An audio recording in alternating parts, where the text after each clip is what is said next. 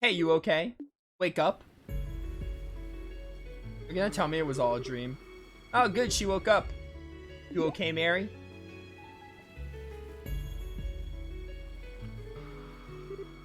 Huh? What happened to the weird monster? Monster? Were you attacked? No, but... There weren't any monsters, just you. It was all a dream. That's weird. Was that all a dream, then? Mary. Mary... So what is Grant doing here? Of all the bracers. Are you okay? Yeah, I'm fine. How can you be fine? I promised Chloe and Joshua I'd protect everyone, I promised. If anything happened to you, Clem. Why do you always gotta try and do crazy things alone anyway? We were all gonna look for the matron's birthday present together. Don't go off and start doing dangerous stuff all by yourself. He's right, Mary. We were all real worried about you. We were all looking for you together. Because you went and disappeared on us. I'm sorry. And thanks. Huh? What are you thanking us for? I wasn't worried or nothing. I just figured we can look for you while looking for a present. You remember how Clem forgot to buy those decorations when he was in Mr. O'Neill's shop, right? That was why we went over to the bazaar to do some shopping there so we can get what we needed for Matron's birthday present. He said we had to go and do it because it'd be a big pain in the butt for you. Don't tell her everything. Anyway, we headed over to the Crone Trail and... Oh, you're hurting me, Clem. Haha, I feel so happy for some reason. I feel like I just had a dream. You kind of did. A really, really nice dream. Was that not a dream? Hello? Mary, are you okay? You aren't feeling sick or something? Are you alright? Feeling dizzy or nauseous?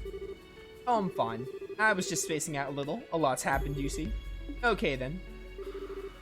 Oh, I remember now. His name's Grant, isn't it? Okay, troops, let's start heading back. What? We still haven't found the present yet. Maybe not, but you're all downright exhausted from looking around for one. The young lady here looks like she could do with some serious napping, too. I'm fine, honestly. Nope, not hearing it. I'll escort you all back home, so take it easy and get some rest for today. So, any of you were to get sick from overexerting themselves, the matron would be really upset, wouldn't she? You can always keep searching for a present tomorrow. I'll give you a hand, though. Wow, really? You're pretty cool for a guy who looks so boring. Oh my word. Ouch, just kick me down while you're at it, why don't you? What a burn. You dumb idiot. Huh? What's this? That looks like... You don't think that can be... Whoa. It's a happiness stone. Screw off. What? Yeah, it must be. What? Clive suddenly...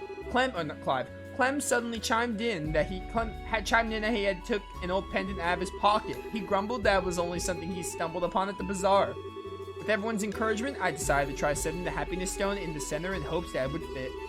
It fits perfectly, too. It was as if they were always meant to be together. Polly's golden chain turned out to be the perfect length as well. Finally, we placed it in the small box that Daniel had kept with him, wrapped up in wrapping paper, and the perfect necklace was born. Alright, that was a nice picture. Huh? This is the same smell that Monster gave off. Is that because I gave her the happiness stone? Mary? I understand now. It's the warm smell of happiness. Is that the end? What a waste of time.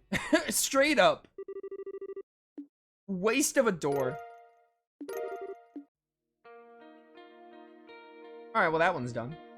I'm so glad I did that one before the Estelle and Joshua one. Okay, we have another hour. Probably focus on a few of these doors. This is the recipe one. This is the one I did before, right? And I tried the battle and I lost. I want to go back to this one. I just need a lot of petrification or maybe even just some S-craft stuff. I think I'm going to spend the next hour knocking out as many doors as possible. Namely, some star doors.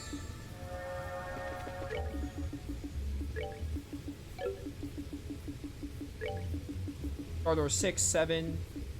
Let's do this one. This is just a trial. And then we can probably do Star Door 6. Save up.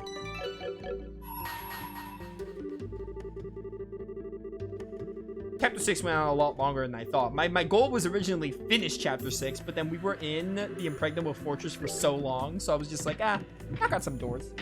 As long as we're knocking out some doors, we're good. We have to do them all eventually. We only have 2 more chapters after this anyway, so.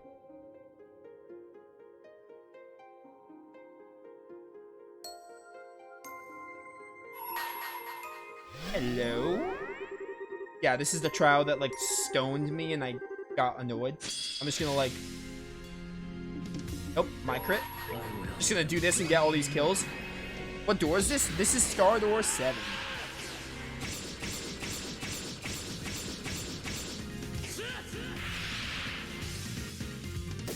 Star Door 10 is pretty good. We're gonna do them all.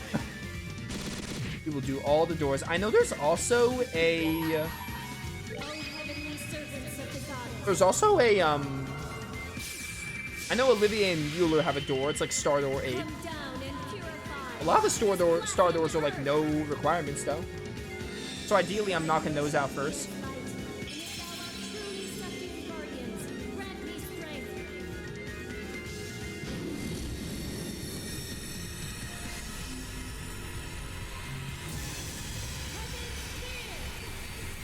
Oh, it like slashes the sphere in half. Okay, no, it just launches it. I thought I was gonna do like slash the sphere in half.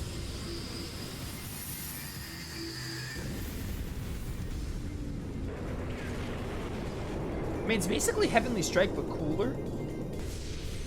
Too similar to Heavenly Strike for my liking. Like, having the Knight was cool the first time, but having it as her second S-Craft, I would have rather her had something more unique.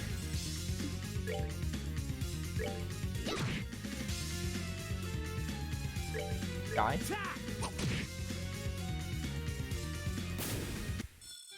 Alright, what's next? 17 XP for Joshua and 9 for everyone else. You've overcome the trial. I don't know what this door is going to focus on, but I am down for a good surprise.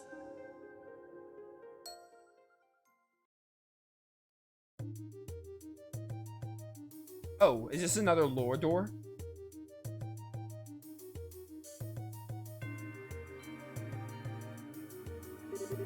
Orbments are we're getting like a crash course on Orbments. Orbments are devices that use orbital energy contained within Septium to cause a variety of useful effects. It has only been a little over half a century since they were first invented. But even in such a short time, they have already revolutionized the world as we know it. From daily necessities, such as lighting and heating, to tanks and other similar weapons used to defend our nations, Orbments are used in just about every facet of our daily lives. In fact, it's now hard to imagine life without them. So much of what we take for granted in life now involves them in some way. And it is to proliferate and advance the development of those Orbments that we exist. We, the Epstein Foundation. That sounds familiar. Our foundation was first established in year 1155 of the Septian calendar, a year after Professor Epstein's passing, and was created by his brilliant-minded disciples in order to honor his wishes. The foundation is based in his home state of Le Mans, where it remains in operation to this day. It was rather limited in size in the beginning, and its attempts to spread overall technology was initially met with little success. Sensing that the professor's dream would never be realized at the rate they were going, 3 key researchers left Le Mans to try and spread the seeds of orbital technology across the continent themselves. One of the professors was Professor G. Schmidt, a professor who had gained a fine reputation of his own for his skill in the field of mechanical engineering, went around and visited corporations in various nations. I might start to skim this door. Professor L. Hamilton, I'm not gonna like read it word for word, but get the gist of it. Mindful of the technological gap between regions, she long believed it was rural and remote areas that needed Orbment technology more than any other. She enlisted the help of the Bracer Guild, already a close relationship with the Foundation, formed a mission with the intent of promoting and spreading the technology where applicable. The professor herself also toured the regions with the aim of spreading public awareness and laying foundations for others to build on in the future. Professor A. Russell, Tita's grandfather, now known far and wide as the father of Orbital Revolution. Professor Russell returned to his home nation of Liberl and continued to work tirelessly to advance Orbment technology there. And within a year of returning, he had set up the Zeiss engineering factory, now known as Zeiss Central Factory. Created the first Orbment to be made outside Le Mans State. 3 years later, the reigning king of Liberl at the time, Edgar III, visited the factory to inspect it, and he decided to donate a large amount of money to further its research. With His Majesty's endorsement, Orbments began to spread like wildfire throughout the kingdom.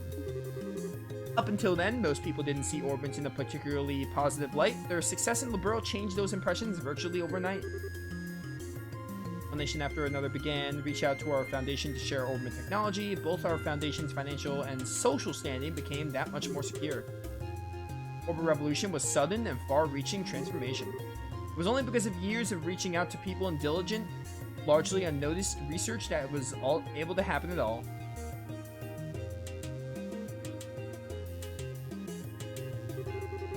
Foundation's activity centers around the following 3 guiding principles: carrying out fundamental research on Orbments, spreading orbital technology, informing the public of its benefits, contributing to world peace through technology. Most important mission, naturally, the improvement and development of orbital technology. Fundamental principles behind how Orbments work need no improvements as such. Architectures, their internal structures have been improved upon countless times in the past.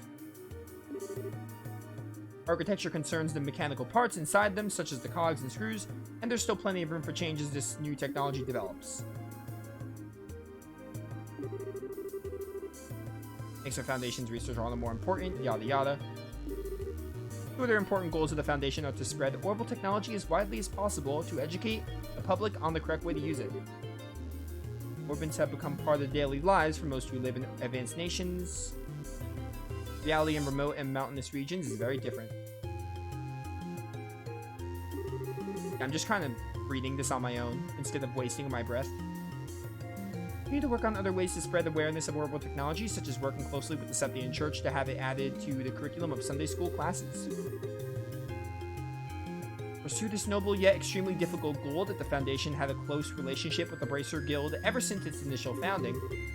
The Guild was established as an international peacekeeping organization and can mediate on conflicts between nations from a neutral point of view, making it essential to the stability of our world as it stands.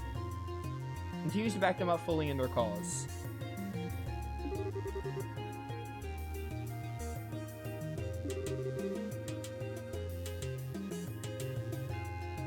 Every machine and every invention goes through a long, grueling process behind the scenes before eventually reaching its finished, refined form. Tactical Orbments are no exception. In S1190, our Foundation unveiled the Orbital Network project, which will be implemented in partnership with ZCF.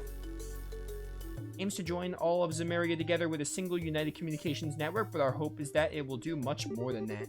Our hope is that it will help to realize a peaceful world through communication.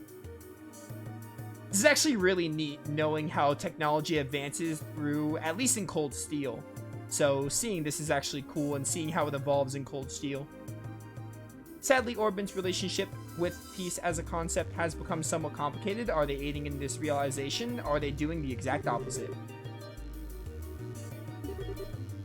Instead, recent years have thoroughly betrayed those hopes, and the post-revolution world has been a chaotic one indeed. Conflict between Liberl and Arabilia, for one, made significant use of orbital weaponry, airships included. It seems beyond a doubt that orbital weaponry will continue to become much more advanced, making war an even more tragic event than ever. How should we go about trying to create a peaceful world? We believe the best way to do this is to rely on the power of communication, a means to do so with people of different nationalities and races. If these people can more easily interact and more easily deepen their understanding of what this is heavily, again, having played Cold Steel, really neat connection there. Class 7 in a nutshell. In the end, one thing is for certain, our challenges to try and realize Professor Epstein's ideals are only just beginning. Alright, nice bit of added lore there. Ingenuity 2, 7,000 Mira just for reading? Pretty good. I mean, essentially, most of the doors are just reading, but you know. Let me slap that on Estelle. Oh, I need 3 slots for this. I just need to upgrade a slot. I think we're gonna go do Star Door 6. Because I'm just gonna go in order. We're gonna go in order unless this next door takes, like, if you know. For now, we'll go in order unless I feel like, oh, I have time for a short door or something. But for now, I'll just go in order because why not? Let me see. Oh, I'm gonna upgrade slots. I'm gonna give Estelle like a level 3 slot for this one mostly, so I can switch ingenuity.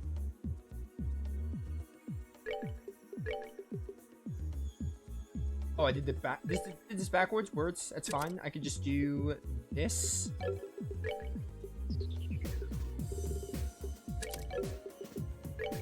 And physical. 23 fire.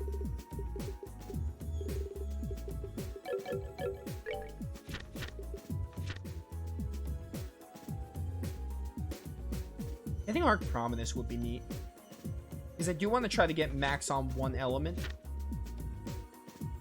Gold and wind and earth.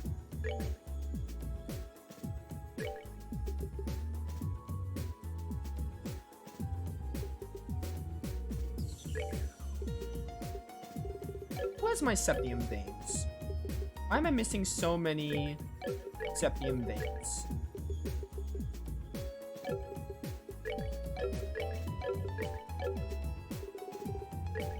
Oh, they're both on Kevin. That's why. Interesting.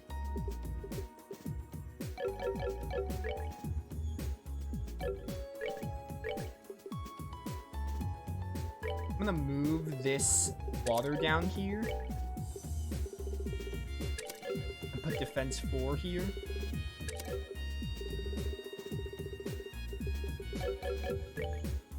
Yeah, because I need 4 earth.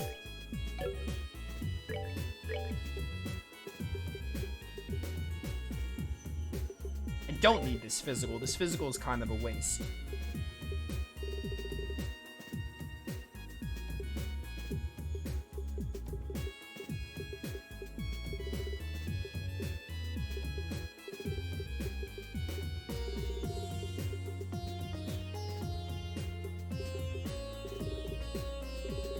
Bum bum bum bum bum.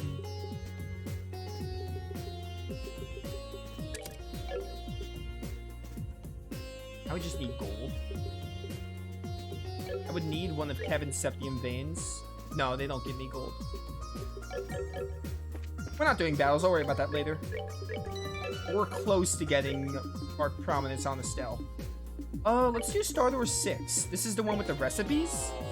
Should have 20 recipes.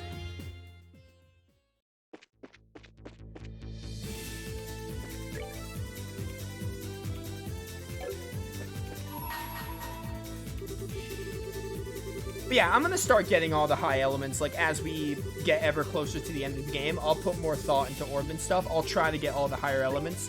Mostly, I just gotta upgrade my slots. Because once I have level 3 slots, it's really easy to do setups like that. I'll probably grind some sepith on my own, maybe. Just to get more slots. Like, more slot upgrades. And also, I want to have all the other characters, like, relatively good enough leveled in case the final boss has me use different parties, because it might. Also, grinding sepith is mostly what I'm going to do. Why don't you guys try becoming bracers? Those words were all it took to set the wheels in motion.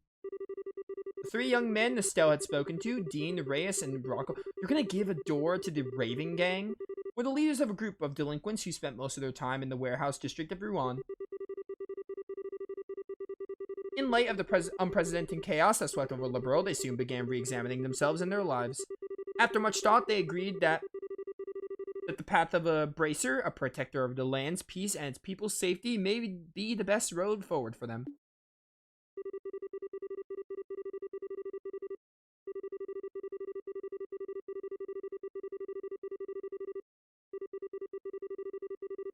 That's not to say, however, that they didn't have any ulterior motives. No. They did think it would also give them the opportunity to be trained directly by the guild's Karna.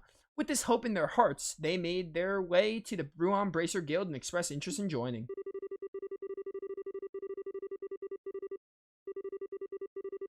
But the guild's crafty receptionist Gene had other ideas swirling in his brain. Gene was the guild master I forgot when I was trying to remember all the guild masters, or guild receptionists, rather. And unfortunately for them, they were to receive their training from their longtime sworn enemy and former Raven Group leader, Agate Crossner. Oh, this might be about Agate. Their grueling training began in early earnest under his strict guidance. After roughly 3 months of pure hell, the end was finally in sight. Only today's final examination remained.